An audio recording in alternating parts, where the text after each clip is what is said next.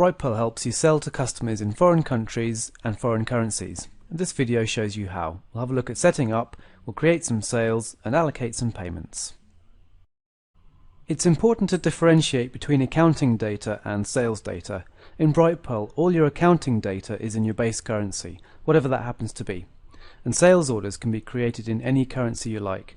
When they're invoiced, the base currency total of those sales orders is added into your accounting system. So let's look at setting up. The first thing we need to do is add a new currency, then we create a price list and assign it to that currency, and then we assign that price list to your customer. To add a new currency, go to Setup, and then on the left hand side scroll down to Localization and then click Currencies.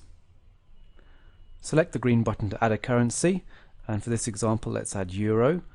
Make sure you add the 3-character ISO code, give it a symbol, and then add a rate in here. We'll actually go and calculate the rate live from currency servers, so it doesn't matter what you add there. Once you've added the currency, click Update Values. That queries a couple of online exchange servers, such as Oanda or xe.com, and gives today's rate. So here, for example, we've got 0.7415 euros to the dollar. Now that we've created a currency, let's go and create a euro price list. So again, in the setup area, go to Products/Inventory, and then go to Price Lists. Let's add a new price list and call it Euro Retail. Any code we like, let's just call it EUR, and then here we choose the currency. There's the euros we've just added, and we'll not show prices including tax, and note this is not a supplier price list, this is a retail price list. And then save. So we've now got a euro price list. The final thing we need to do is create a euro customer. What we could do is assign this price list to an existing customer as well. Here's an existing customer that I want to update to use my euro prices. So go to the Financial tab where you can choose your euro price list and make sure you choose the euro currency as well, and then save. Every subsequent sale will now be created in euros. Now that we're all set up, let's create and invoice a sale. The exchange rate on the sales order is taken from the rate set on the currency when the sale is created. Now it's not updated automatically if the currency rate changes, because you might wish to fix this currency for that particular customer or agree a special rate later. It's the rate on the sales order that's used when you invoice it. So for our customer Jean-Claude, who we've set to euro, let's go and create a new sale. I'm in the contact record, so I can just click New Sale on the right hand side. This opens up a new sales order where you can see that the currency is in euros. There's also a base currency in dollars which calculates the base equivalent. And then the exchange rate has been copied from the currencies list. Let's add a product. And you can see that there's no price on this particular product. That's because we haven't yet put a euro price for this item. Brightpearl does not convert any other prices to this currency by default, so you'll have to export your price list, change your prices, and re-import appropriately. Let's say that this particular product is 20 euros, and you can see that the dollar equivalent is 29.53. Let's save this order and then invoice.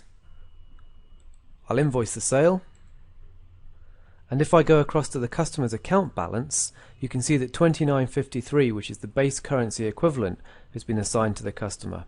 From here forwards, everything on the accounting side is done in your base currency. So if we go to the financial history for this contact, you'll see the 29.53 invoice value. Now what we're going to do is record a payment against this invoice, and don't forget that all payments are recorded in base currency. Now because the invoice is typically paid at a different time from the invoice being created, there's going to be some exchange rate fluctuation between the two. Any variance can be written off against an exchange rate variance account code. So let's go to the payment allocation screen for this particular customer. There are a number of ways in which we can do this. We can either go Customers, Accounts Receivable, or Edge Debtors, or where you see an Accounting mini tab, you can click that and go to Allocate Payment. This shows all of the open invoices for this particular customer, and if the invoice is in a foreign currency, you can see the foreign currency value here. We fill it out as normal, so let's choose a bank account, enter a reference number, but what's different from a standard base currency invoice is that the amount we pay now is probably going to be different from the outstanding amount. So what we'll do is, let's say pay 29. We've received $29 from him because the exchange rate has changed. So what we want to do with the remaining 53 cents is write it off as an adjustment. So if we type 0.53 in there, the sum of these two actually allocates that invoice in full, and the box goes green on the right hand side.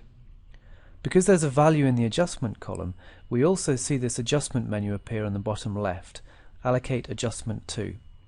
And by default there's only one exchange rate code set up, and you could add extra codes in your chart of accounts setup, which you reach from accounting, chart of accounts. So now that that's all cleared, let's hit allocate payment. All his invoices are now paid, and if we go to our income statement or profit and loss, we'll see that we've got some merchandise sales, and we've also got that 53 cents as an exchange rate gain or loss. So what about foreign currency sales from integrated e-commerce stores and marketplaces? No problem. The currency for new customers and orders is defined by the sales channel, however, so make sure you've set up that currency in Brightpearl so that orders can be downloaded. If your sales channel is creating sales receipts, i.e. payments, against orders in Brightpearl, the payment is converted into base currency. And due to the nature of rounding and integration with sales channels, it might be that the sales receipt and the actual order total sometimes differ by a penny or so. So watch out for that just before you invoice the sale. Here we have a sales order that's come in from one of our integrated e-commerce channels, where it's already prepaid. So the base value of the order is $73.84 with a payment of $73.84. So that when we invoice it, the two will match against each other, and that's all we need to do. Because the order has been prepaid, the customer account balance is now 0. On the financial history screen, we can see the sales invoice and then the matching sales receipt. If you want to send an accounting statement to a foreign currency customer, you can do so, but because Brightpearl accounting is all in your base currency, the actual totals will be in base currency, and their currency, or the particular invoice currency, will be shown on the right hand side in brackets. And finally, don't forget to update your currency values regularly at Setup, Localization, Currencies. And that takes us to the end of the video, where we have a look at foreign currency sales.